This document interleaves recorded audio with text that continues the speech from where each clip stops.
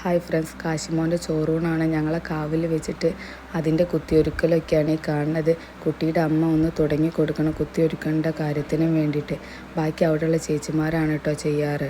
പിന്നെ നമുക്ക് തിരിച്ച് വരാം വീട്ടിലേക്ക്. പിന്നെ ഒരു 9:30 ആകുമ്പോൾ നമ്മൾ കാവിലെത്തിയാൽ മതി. അങ്ങനെ കാശിമോനും തുമ്പിമോളൊക്കെ ഒന്ന് ഒരുക്കി ഞങ്ങളെല്ലാവരും ഒരു 9:30 ആകുമ്പോൾ കാവിലെത്തി. ആ സമയമാകുമ്പോഴത്തേനും അവിടെ ആ കുത്തിയൊരുക്കിയ അരി കൊണ്ട് അവർ പായസം വെച്ചിട്ടുണ്ടായിരിക്കും. ഈ പായസം നേദിച്ചിട്ടാണ് മക്കൾക്ക് അവിടെ ചോറൂണ് നടത്താറ്. കാശിമോൻ ആദ്യമായിട്ടാണ് കേട്ടോ കാവിലേക്ക് എത്തണത്. കാശിമോൻ ആദ്യം കാവിന്ന് ചോറ് കൊടുക്കാനാണ് വിചാരിച്ചത്. അതിന് ശേഷമാണ് മറ്റു ക്ഷേത്രങ്ങളിലൊക്കെ കൊടുക്കണത്. അങ്ങനെ കാശിമോനും കൂട്ടി തൊഴുത് അത് കഴിഞ്ഞ് അച്ഛൻ്റെ മടിയിൽ വെച്ചിട്ടാണ് അവന് ചോറൂണ് നടത്തണത്. ടാട്ടൻ ഇവിടെ നാട്ടിലില്ലാത്തത് കൊണ്ടാണ് അച്ഛൻ്റെ മടിയിൽ വെച്ചിട്ട് ചോറൂണ് നടത്തിയത്.